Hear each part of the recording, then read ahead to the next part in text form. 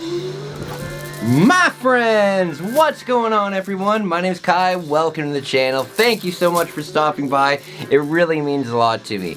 Guys, welcome to my show, Video Game Memories. In this show, I'm going to be talking about some of my best and worst memories growing up as a 90s kid, video gaming with my family. I really hope you enjoy it. Guys, today's episode is going to be, where is it?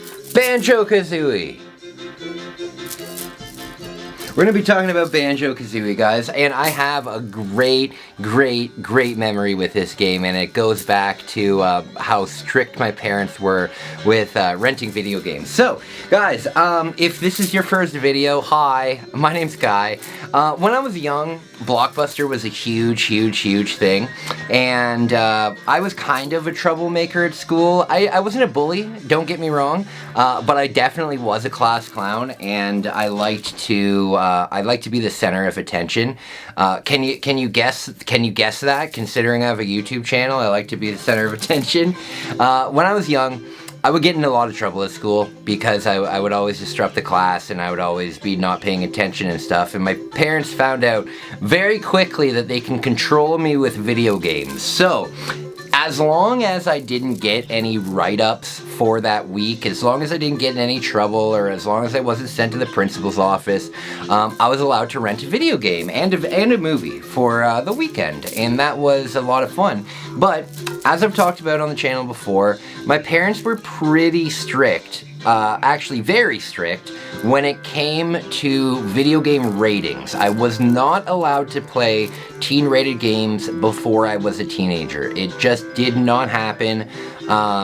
Very few cases of it happening, and if it did happen, it was because my parents had actually played the game in full. The only example of that I can say is Star Wars Shadows of the Empire. It was rated teen, but my dad had played it in full. There was no blood or anything. It wasn't really violent, so I was allowed to play that. But most of the time, and definitely if my parents hadn't played it yet, I was not allowed to rent teen games, definitely not allowed to rent mature rated games, forget about it, you know? But I remember this one time that I was at Blockbuster, and I was really upset that I had to rent Banjo Kazooie. I was pissed that I had to rent such a kiddie game, such a childish game like Banjo Kazooie. So, I was getting a little older. I was at the Blockbuster, and I was probably like 10 years old by this point, maybe 10 or 11 years old, and more adult stuff was starting to like interest me, right? And I remember very specifically, I was there, and there was this. There was this. This is BioFreaks, right? I'll show a picture of it here. This is BioFreaks, and as you can see, to a 10-year-old, that picture, like that cover art with that character, Zipperhead, that was really appealing to me, and I really wanted to play that game. And I remember bringing the game up to my dad, and I remember putting like my thumb over the rating of what it was rated. Even though there was a monster on the front cover, I was like, this'll definitely trick him. It didn't work, right? And I remember like bugging my dad, please let me rent it, you can play it with me, you can play it first, we'll turn the blood off, you know, because in a lot of the N64 games, you could do that, you could turn blood off, you could do stuff like that. I was like, please let me rent it, and he's like, no, you're gonna have to pick a rated everyone game. And I thought I was being just emasculated, right? Because I was getting to that point where I wanted to be like the older kids, you know? And at the time, like, everything had been rented, you know? There really wasn't much left on the shelf. The options were, and I'll remember this forever because of the situation, but the only options were Banjo Kazooie or a game called Iggy's Wrecking Balls, right? Those were the only two E-rated games that were available, or BioFreaks, right? And No, I had to rent Banjo Kazooie instead, and I was so pissed off. But you know what? I got it home, and very quickly it became one of my favorite games. And I just have to say, I am very happy that my parents were strict, because I discovered so many rated everyone games for the Nintendo 64 that I probably wouldn't have, because I wanted to rent, you know, crappy M-rated games or teen-rated games. Like, could you imagine living in a world where you have played Dark Rift, but you've never played Paper Mario? You know what I mean?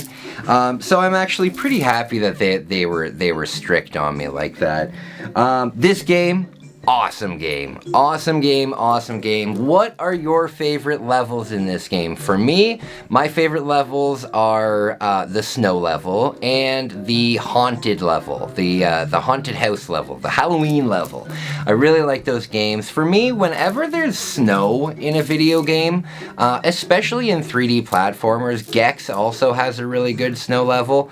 Whenever there's snow, it immediately makes me think of my childhood home, and just being a kid. Like, there's something fantastical to me about being in a video game in a snow level, specifically the Nintendo 64 era. You know, those snow levels, for whatever reason, really resonate with me. It might be because, you know, we live in Canada, and we have where I live, it's snowy for 7, sometimes 8 months of the year, you know? Sometimes it starts snowing in October and doesn't stop until May, you know? So snow, as a Canadian, is very close and dear to my heart.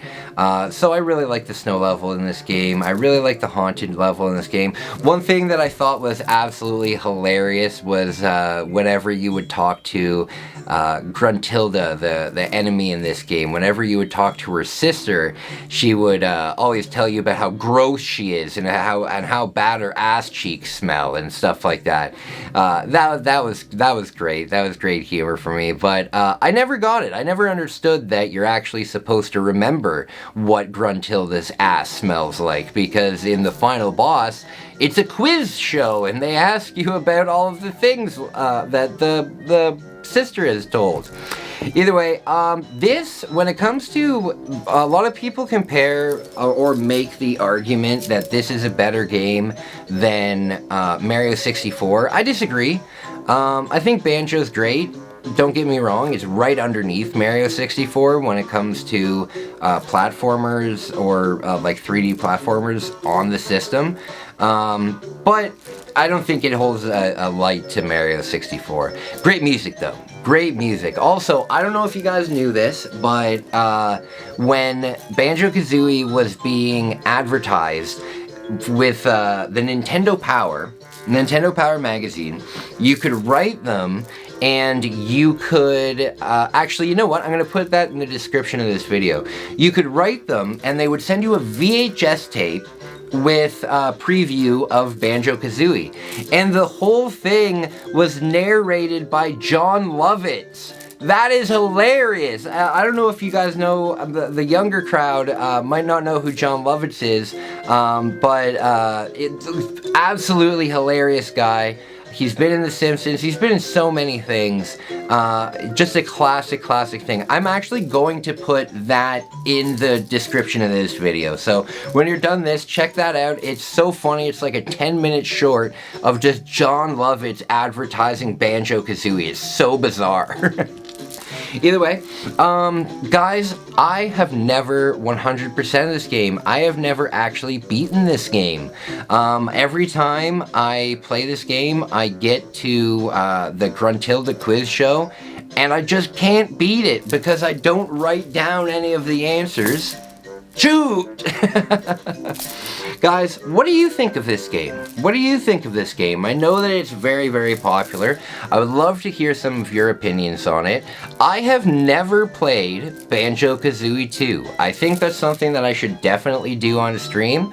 But yeah, I'll definitely do that on stream. I'll do it when this video comes out. We'll have a lot of fun with it. Guys, thank you so much for watching. I really appreciate you listening to my spiel and my story about this game and the memories that I have with it. Hey guys, if you want to do something amazing, consider joining my membership on YouTube. Consider buying merch or sending me a donation. What I'm doing right now with all of the donations is something really positive and amazing. Basically, in about a year, I'm going to be biking across Japan, and what I'm going to do is I'm going to take all the money raised from the donations to buy a bicycle, and I'm going to use that bicycle to bike across Japan. At the end of the bike ride, I'm going to sell the bike, and I'm going to take that money and I'm going to donate it to the men's shelter that's in my town. They could definitely use some help, and I would love to be able to help them. So, if you want to be part of something really, really big, consider sending me a donation or a super thanks or buy some merch. It would really, really help me out. None of that stuff is going to anything personal, so you can feel good with your donations. Guys, thank you so much. Like and subscribe. Appreciate it. I'll talk to you soon. Bye.